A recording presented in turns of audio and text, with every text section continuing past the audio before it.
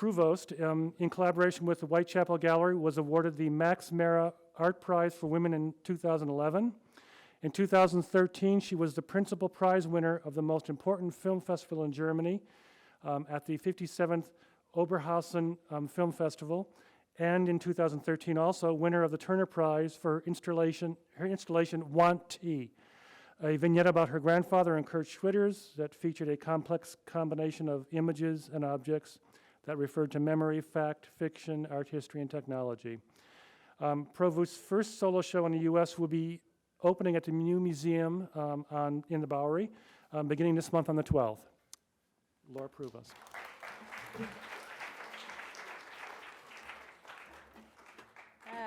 Thank you for having me, and a lot of things happened in the last few years. But yeah, it's great to be here, and I'm so sorry I was late. But we're gonna start. So you'll see, I'm gonna go through loads of images and quite a lot of, the way I work in some ways is very sort of collage and things coming in from everywhere. So the presentation is gonna be as very much like that. You're gonna see me flick through everything and stop on something, and then we can talk about one of the work. It's a lot. I think it's a lot of the work is dealing with sort of a fake personal relationship with its viewer, and the idea of I'm just an image, but I'm also very powerful. I'll tell you to smoke, and I'm gonna be, I'll be here much longer than all of us. This idea of the power of the images, I think, is that this image is controlling us, and how fictional characters will also in the future, in 100 years, they'll be there, we won't be here, and so this piece is very much talking about the situation of you, the viewer, and the maker, as well as the actual image. I'm just an image, but I'm pretty. I can control some senses. But so this was very. In some way, I'm working at the moment on a piece for the lobby gallery in the new museum, and that will be. This idea of how the image can, I carry on a bit with this idea, how so this fake dialogue, you become really, you're in the story, you're making the video as much as I am while I'll show it to you. And the one for a new museum is going to be called How to Make Money Religiously. So it's going to involve you to act and do things, and then we all be super rich of images as much, not so much the money aspect of richness. And so usually I start a little bit with one subject. So this one was very much around the idea we're in a room together and how much the image can control us. And but I'll go through a bit of just images, and then we carry on. I think I'll talk through the different project I've done recently. There's mostly I work mostly with videos, you'll see, but then installation come. So here you need to turn your head, but it's amazing to have two of me here. I never had that before. Really impressive. I had twice of myself. So these are usually there's I would create sort of an installation where there might be a strong a little corridor of wood like this, and as you walk through, there's a light sensor, so that the light sort of blinds you, and then the video would start, which would be something like.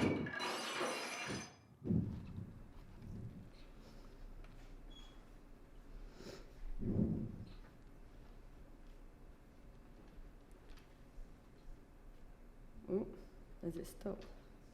Okay, you need a lot of concentration. Oh my God, it's not happy. Let's see. Curator of Artist Woman Video. There's two questions I get all the time. One question is, how could any film be an artwork? And the other question, how could any film not be an artwork?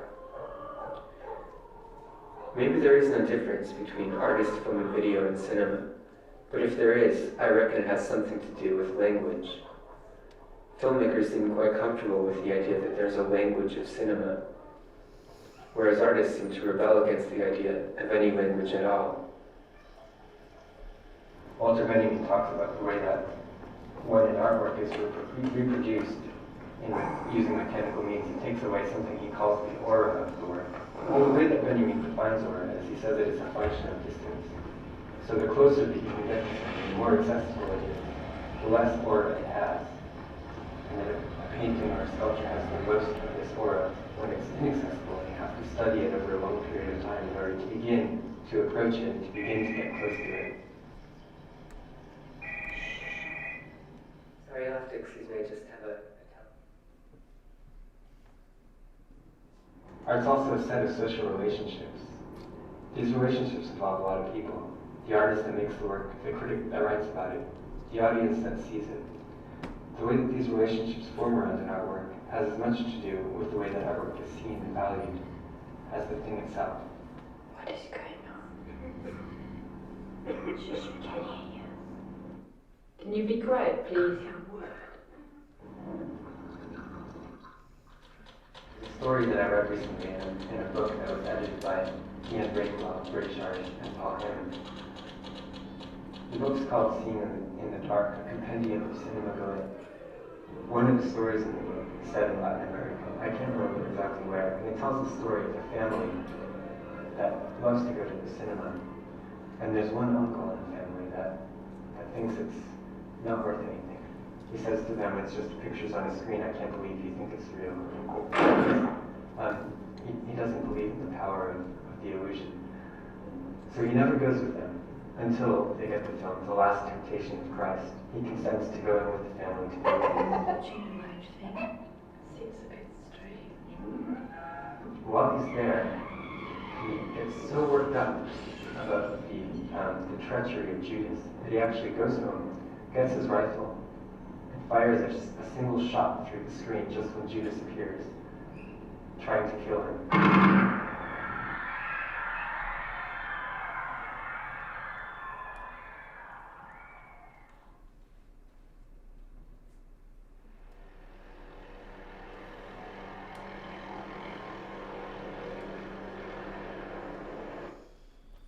Okay, so that's one. But so it would really, you come in the room and then the video starts and you're sort of bombarded with images. And here, I guess it's very straightforward. It's very, but how it's a lot about misunderstanding, mistranslation.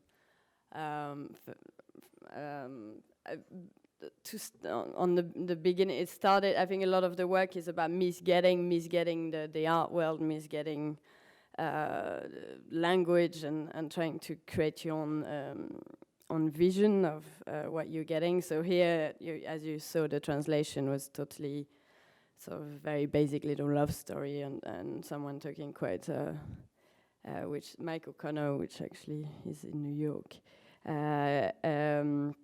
did he talks quite seriously about film and video. So it's how I misunderstand, get it, and then create another narrative. How we, I think all of us have their own understanding of what we see, what we experience, and I quite like this. I think letting it really open, and a lot of the videos stays. I like the idea that I'm losing control as a maker as well, and each person creates whatever they take from a piece of work, and it exists in many ways. And you'll see later I've done work with signs where it's a lot in the imagination, how you create your own vision of words in general. So it's quite. So I'm just going through things. So last week I lost my grandfather. That's something that happened actually now a few months ago. My granddad got lost in a tunnel. He's a conceptual artist, and he wanted to dig from his house in North London to all the way to Africa, but he got a few months ago. He just didn't come back. So my grandma is really, really worried. And so we sent my dog Charlie. We put some tape on his tail like that, and we told him to go in the tunnel and try to find Granddad. But he came back. The dog just came back like this. He was like, you could just see like his tongue coming out. It was full of tape all over, and he couldn't breathe. Now he's on my grandma's laps, all pink and shivering. Then we still don't know where my granddad is, you know. But he didn't want us to tell the police, so we're still trying to find him. And I'll show you a video about where he lives. But I'll go through more things at the moment. Here, Borrow Me is another long video. This is a show I did in Flat Time House, which is the place where John Latham is British conceptual artist. In some way, a lot of the work. I was his assistant, and quite a lot of my work is a lot of grandfather is part of my work, and he's one grandfather in some ways. So here I was his assistant, and I sort of explained. I kept hiding object behind his work, so just pretending that my granddad actually liked making bottoms, painting bottoms more than anything, but it's very serious. And then here we have monitors, which are, for example, talking to a corner, and so here would be my hand saying, oh, George Michael was there, he was crying in that corner, he was not even invited, don't know what he's doing, you know, it's like. So there's these little monitors who start talking to the space you're visiting. Here it's creaming the book of John Latham, and it's called I Need to Take Care of My Grandfather. This is it, and I explained, I put like fish finger behind books, and you see it in the video. So I need to feed the books, and so it's like an assistant who gets it all wrong, who doesn't get any of the work. And so yeah, this was a show. John Latham used to always dry his tea bags, so we reuse them. So a little, it's lovely. These are the vegetable. I show you the vegetable. It's a vegetable that fell from the sky the other day. So these are the vegetables that fell from the sky the other day. In my bedroom, I was just sleeping, and suddenly I woke up and it was 4 vegetables. It was one: the lemon, the onion, tomato, and the carrot. They were all there in front of me on my bed. I was sleeping really well, but like every night I was like, and I woke up. This was there. I couldn't believe it. I thought, what is it? How can this vegetable be there on my bed? And I realized that I looked up. I looked at the ceiling, just above my bed, and there was 4. Again, 4 perfect holes. I'll do it for you.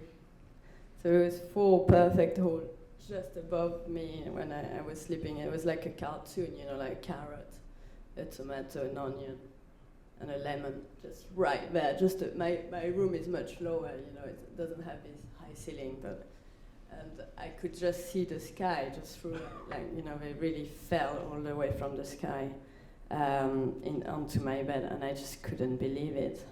I just thought, no, that's it. This is a sign of God. I woke up my granddad next door and said, hey, Granddad, look at those vegetables. Was one.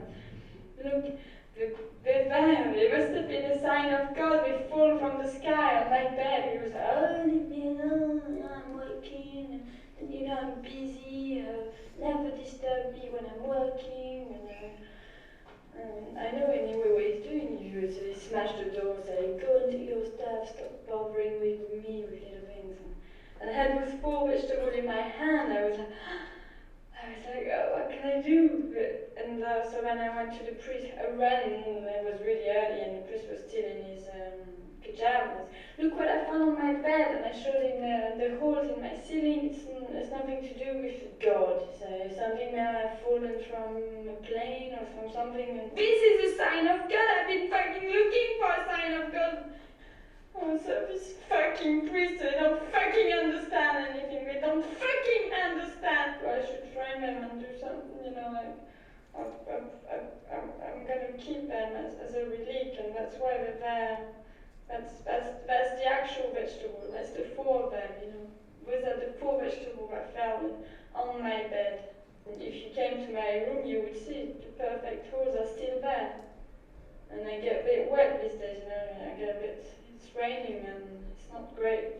But, you know, I want to keep it as a sign, you know. I will send it to the Pope or something in Italy, you know. Maybe he will believe me. So yeah, she's a bit angry with God. So the vegetable, we need to, hopefully we can send them to the Pope later.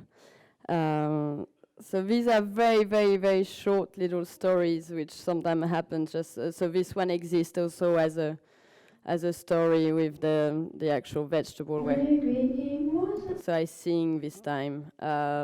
And then it becomes a performance, it becomes a video which in front of objects. And so there's I quite like this idea of translation where an artwork can exist in many different ways and always differently in some ways.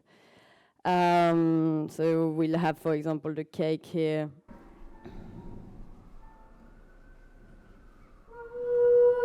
What a cake I made today, what a cake I made today. I told my mom it was for my brother's birthday. She said that's not a real cake, you just took the bread and put it upside down. And no, mother, you never trust me, I made that cake and it looks lovely. This is for my brother, favorite one, for my darling little brother. My brother, he completely loves the cake, and he tells me, sister, tell me more this cake. So tomorrow for his birthday, this is the one I made. He never ever had such a big one. Inside it's full of surprise. I put a little bird. It's still alive and it's got space to move, you know, because it's mostly a crust, and you can see, but inside there's a little bird, and it's beep beep. It's a bluebird with little yellow. That is yellow too, it's such a wonderful bird. But my mother just always telling me no. Yeah, so she carries on. I'm really proud of that song. But it's so at the end she threw the cake because she's really pissed off with the mother, and there's paint all over. So these are very, very short little. They exist for monitor piece. So this piece could also be an actual bread on, and then my hand talking as a video. Or there's a lot. There's sort of. I quite like the fact that they exist as. Or I would have the sculpture of my. Let me go through pictures a little bit. Where are we? Which I think we are. Okay, I'll just go through. We were there. So this is the vegetable. Yes, hit. This was. Let me see if I have more. Yeah, no, I'll show you that after. This whole section is around the Wanderer with a video piece, big, almost a feature-length project, where I worked with a friend of mine called Rory Macbeth, translated a Kafka story from German to English, but without a dictionary, and he doesn't understand German. So he sort of guessed what the word could mean and how it could make a narrative. So, and then I thought, oh yeah, it's great, let's make a film out of that. And of course it was totally impossible because just in German all the nouns have capital to start, so there's a new city every 3 words, and there's a new person every 4 words, and so it's like, it would be like thousands of actors. And so it was about how I would mistranslate his text again and create my own thing. And this was a show I did in London, where there's a sound piece, but I want it's sort of creates sequence within the space in some way of what would happen. So it was before I started shooting. So there was the drink sequence. So we had beers where people could drink. There was the time sequence where he rolled all his. He was rolling all his belonging quickly to leave from his carpet, and so there's it was the idea of what could maybe happen, and the voice was like before being something like the characters don't know who they are and they're lost and they're really anxious, and you never know how you like before coming here you get nervous, or before you meet someone, so the anxiety of something before something happens. And then I made 7 sequences, and each one had a bit of a subject. One was the drunk sequence, one was the time sequence, one was a communication sequence, one was the hairdresser, and the gossip hairdresser sequence, and so it was for me a way to construct it. So, for example, this is the communication. They're on the other side of the earth. I'll just show you a tiny bit. Why does Gregor never ring? Get me Gregor. Just because he's on the other side, no excuse. We have to keep standing straight. No, use the telephone. The telephone, I tell you. No, not on Skype. Over. This one. My fingers are too big for this phone. Fuck it! You must use the telephone. Hello?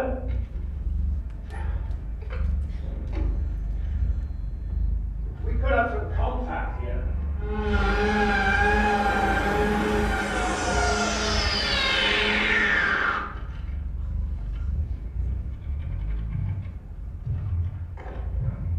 Over, out. Out my arse. Out my arse.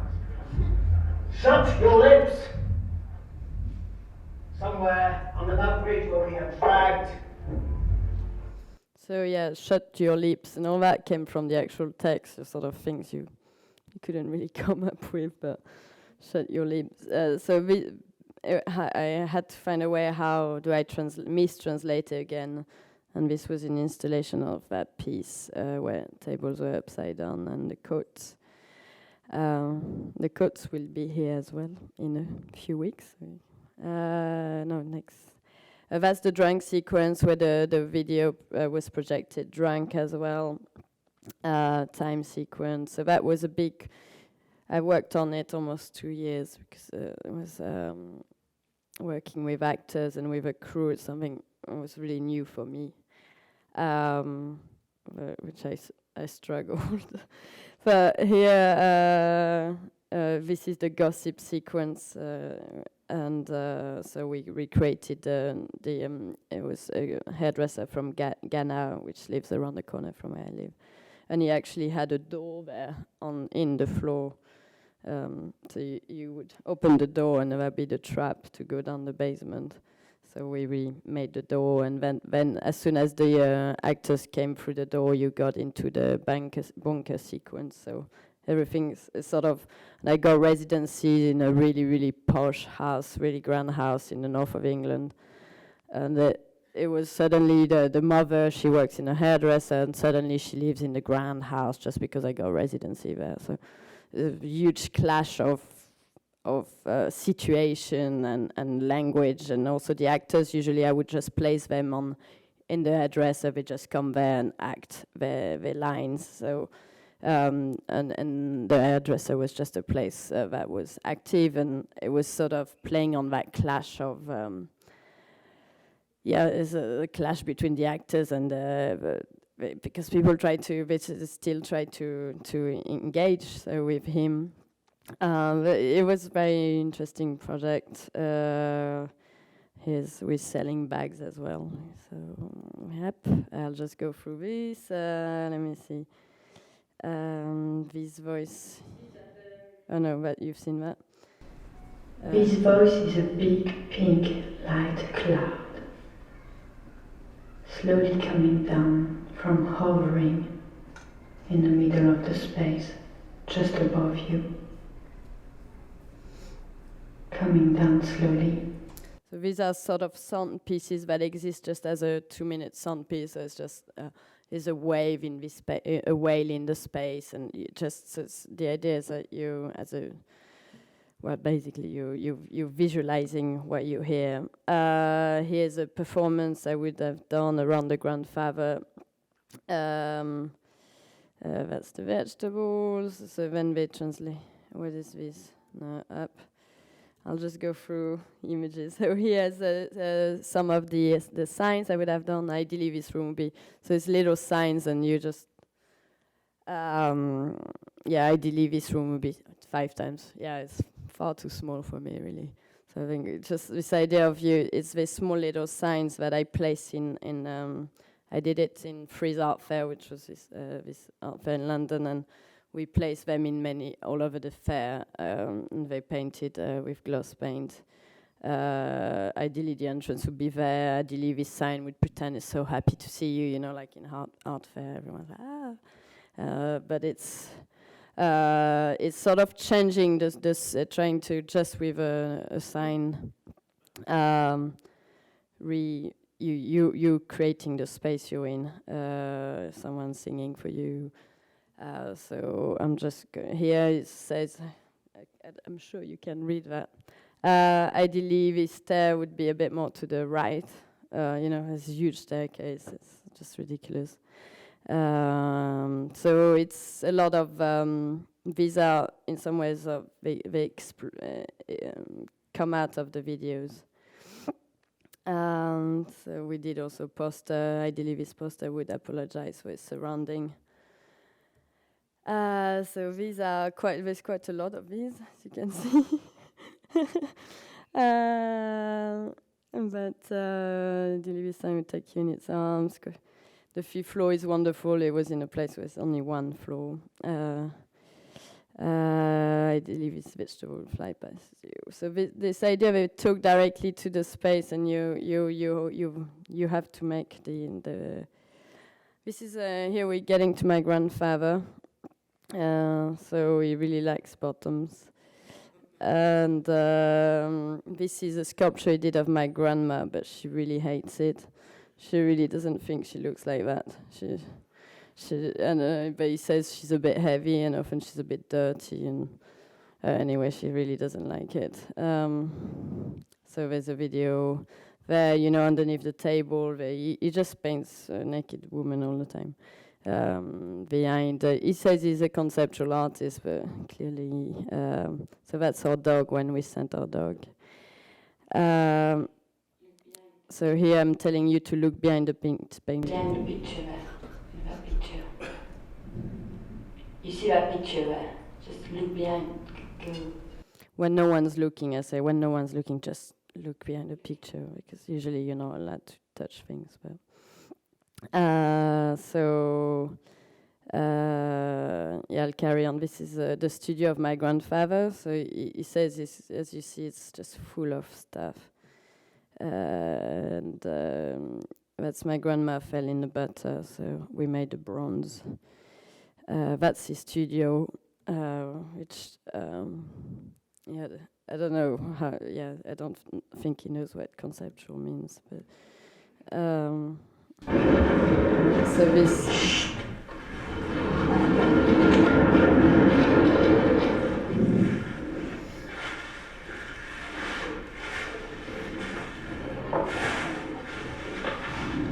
I'll point things out so you can see her. Come a bit closer, look. Look this way. Regarde.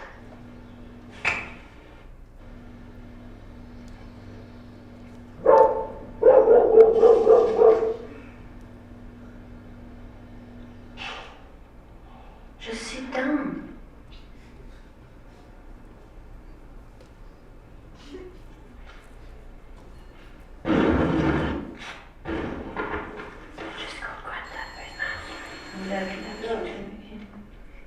know, he's lost, you know, it's been a few months we haven't seen him. I'm sure he'll come back to Look behind the table, you said just to start look behind the table. I'll show you a few things, show you what we do, you know. Look here. You detached her head here, and her feet there. We have another in the tube. She reminded me that she would do anything for you.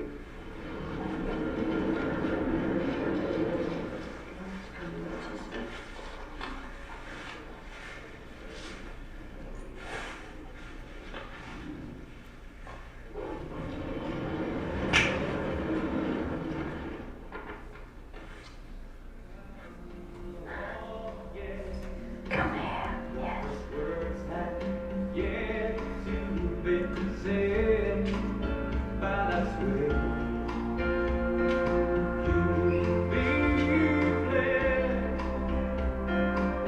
I'm not really in control now because my grandma, she comes every day, you know, check. She checks everything as it is, you know. So here again is so basically there would be an installation of the studio of my grandfather, and then there's this video that sort of introduces you to the space and tells you what happened. This is a 6-minute piece. So I don't know, either I show you a little bit of what I did with so there's basically 3 projects. I did a piece in Italy for 6 months, which was around the idea of pleasure, how to, when you feel the sun on your face. I'll ask you to choose. I don't know how much time we have, so I could just show you maybe one more video. Have we got much more time? Or so okay, so either I show you this piece is a 6-minute piece, which and we'll ask you to leave it at the 6 minutes, so it might be good. If not, there's a piece on which the Turner Prize, which is around my grandfather. So this one is a free, like I try to make a 3D piece without 3D, and it's 6 minutes. There's my grandfather, Wanty, which I showed at Turner Prize, which is about their living room, my grandparents' living room. And then there's a piece about pleasure that I did at Whitechapel. So I don't know, what do you want to watch? Anything? Pleasure or Granddad or the 3D? Granddad? Yeah? Okay, I'll do Wanty then, because that's the Turner Prize. Sorry? Both? Yeah, I don't know if we have time. I can show you. I'll do Wanty and we don't have to watch it all because I think it's 13 minutes. I should show you installation shot in some ways. It's really made the space at the that we showed was so it's sort of, it carries on with the artist studio that you saw, and then I've done also Grandma's Dream, so it's another video as well, which is my grandma's side, which is it's all her dream and how it's always about him and never about her. So she's a bit she wants also to have a video, so I made one. But this one is more around the grandfather, but also my grandma and how they were friends with Kurt Schwitters, and they were friends. She's a very close friend of Wanty. And it's the way I would have shown it is like you have a big table with all the chairs. My grandma repaired a lot of chairs because with sculpture that was given by Kurt Schwitter, because she's really annoyed with art and tried to use it. So she repaired many things. So you were sat on the chairs, and also a lot of teapot that she made. Just part of the installation is very dark room. But I'll show you that. Actually, it's 14 minutes, so maybe I won't show it all. But you'll see. Yeah, let's do that. Would you like some tea?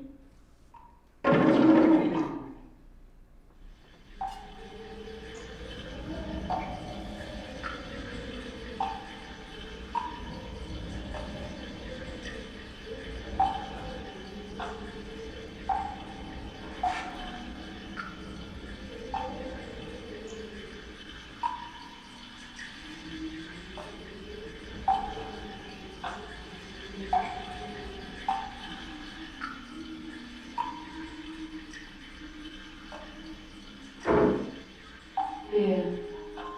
here you can see the chair hasn't been used for a long time. There's no one in there. This is where she keeps the soap she's reading. Used to be a little sculpture.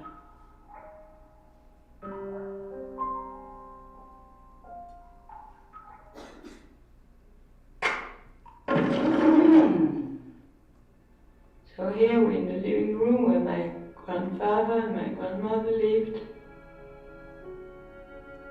My granddad was a close friend of KS. That's a portrait of my grandfather. My granddad's a conceptual artist, you see. So his thing was to dig a tunnel from his house here. For about 20 years they've been digging a tunnel as his last concept. And the plan was to dig a tunnel all the way to Africa, but without the authority to know about it, like really important for him.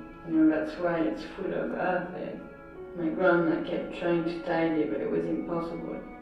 It's been now a few months we've lost him. He hasn't been back. A few months ago one night, he just didn't come back. We don't know where he is, Since he's gone, my grandma was just sitting there, staring only at the trapdoor, hoping that a little head would push the trapdoor. In the morning, she gave him a few packets of crisps. If you go down the trap there, you walk 3-4 meters, and you're there in the tunnel.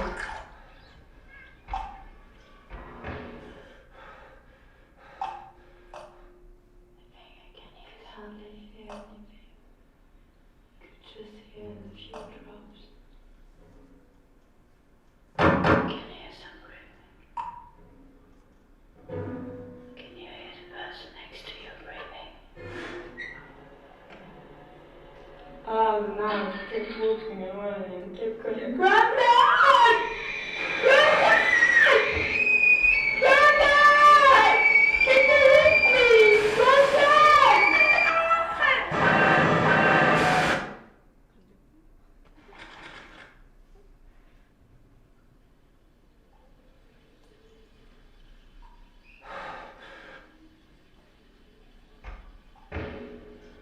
My grandma was so worried for me and started screaming at me.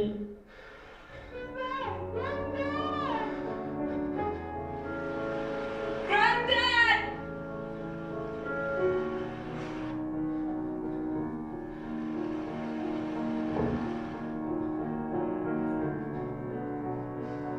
It was sad to see this room empty. This is still going, and it's been going on for months and months like that, and there's no one here. There's no one in there. You can see where my grandma sat, she was sat there all the time. You can see her head there, and her legs, and her body, she's gone really fat, she's really fat now. She just gets deliveries, and then she sits there. In the tunnel, every 3 meters, I saw a couple of packets. I could hear just my footsteps on me. This is my granddad's earlier work. This is a sculpture only. A lot of museums got them, Well, we got loads. We've got at least 50 of them, in the storage. She didn't know what to do even. She made a bin. In the 60s, all the big artists. He was showing with everyone, my granddad. This was one of his big works. He would have them just shown like that, like a few of them in a row. This is useful, no one wants to buy them anymore, Just made a kitchen out of it. My granddad's really pissed off, he hates seeing it, every day. He thinks that no one understands him, I'm an artist. No one understands him. No one's interested in that style anymore, It's like, Kurt, they didn't like his portraits, No one's interested in portraits. No one's interested. No one's interested in metal minimalist sculpture. And I read some footage. We found a very close friend of them, my grandparents. And you can hear the voice of my grandma in the background. And same for him, no one was interested in his landscape anymore. I know why they put me in this show. And I had things left from my bits, things left by my grandparents. They asked me to do this video, and explaining things to show you around. If not, I would have never been invited, I know. They asked me to be part of this show because they knew my granddad was a really close friend of Kurt. I'm really happy to be part of the show as well, of course, It's nice to be here. She's been using it like this, to tidy the house. She likes it because she can use it, I think that used to go there. You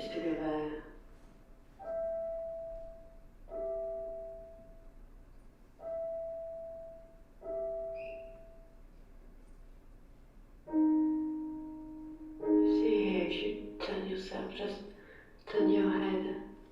You see, I've seen it as a sculpture, I've seen it in a book as well,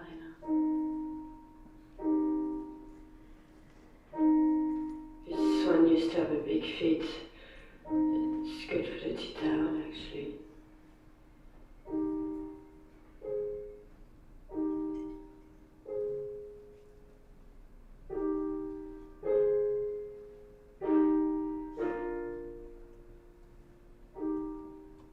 This was given to us. Used to be like that.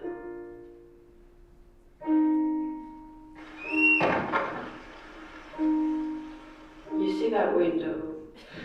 This is not a real window. I don't know if you can guess, but look, that's real, that's not. And we had a chicken, which just, I'll show you, he was just going there all the time. It was his favorite place. And my grandma in the morning, she would have a pan ready, so every morning, every time he would lay an egg, it would just go through the gate and go just straight on the frying pan. In the house, there's loads of landscape he gave us because, no one wanted it. This I gave to my grandma, but it's all going weird, When she got them, she just got rid of everything, This was another one given to us. He made it when he was in Dubrovnik. It was quite dark. It's very useful as a tray, you see, but as a painting, it's another thing, you see. Where do you put it? I wouldn't want to show you what's underneath, because my granddad would always do things like behind things, always do like sort of dirty stuff. Do you want some tea?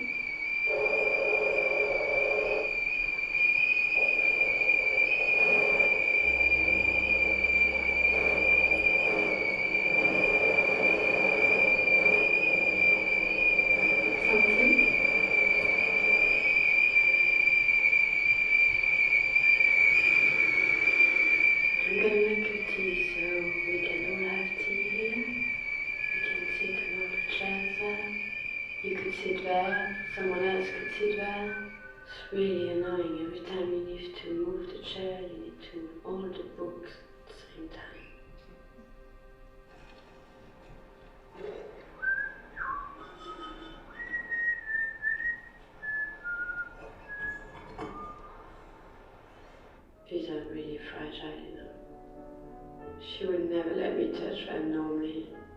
No, but you, because you're here, I'll show you. I give you one hand for you. I'm so happy you came, I'm so happy you're here and looking. Okay, please sit down on the chairs, let's all have tea or no, we're in a museum, so we have to pretend, but let's pretend we're all together. Would you like some tea? If you want to sing a poem, like now, sit down and have a conversation. And, they had so much fun together, always playing around the table and chatting. My grandma always had to wear this dress that he made with he painted a chicken on it. And you would have loved it, and you would have loved to be here. My grandma would have to get up going all the time, and once he would come here.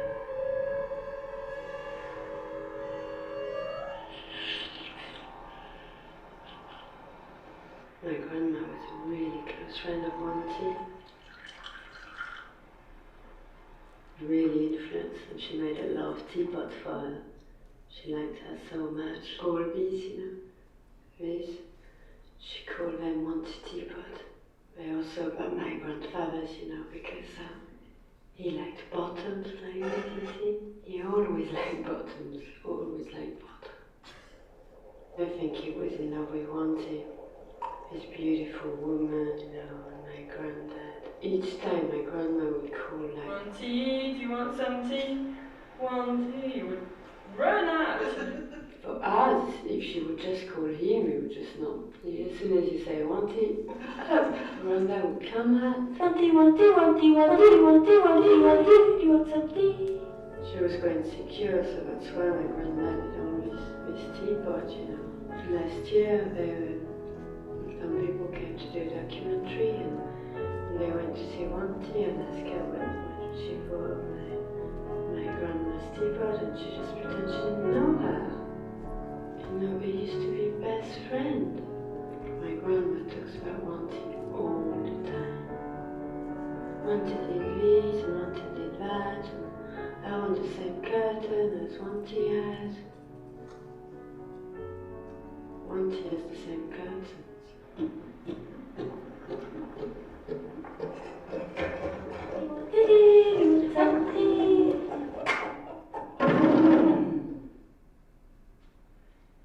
For the show, I asked them if they wanted it all clean, because I started cleaning it all before we came. But they said no, in the country, you should leave it as that's how the object lived. It's more real.